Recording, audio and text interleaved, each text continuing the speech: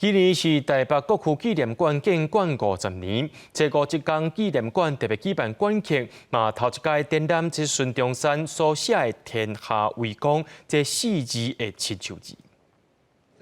红布揭开是国父纪念馆的馆长孙中山先生亲笔所写的大字“天下为公”。为着庆祝50周年的馆庆，官方头届甲这幅正笔来公开展出。那天下为公的这幅墨宝，其实是国父孙中山先生当初为了要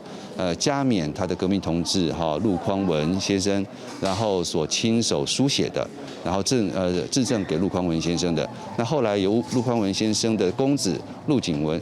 武教授把它移藏给国父纪念馆。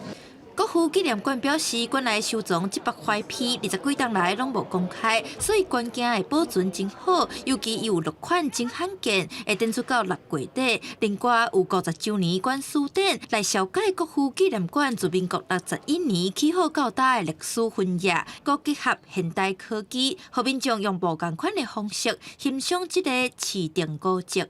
东照照西照照，你就会发现，一个壁画上面有故事，它会生动的跳出来跟你做对话，然后照照国父铜像，他会用他的方式来跟你打招呼。国父纪念馆表示，因过参观拢是由导览员来导览，即马嘛结合科技甲多媒体，亲像看到孙中山对座椅来行落来，摆姿势等等，互民众通透过手机啊、认捌遮甲一寡文物。记者陈阿文、李小凯台北采访报道。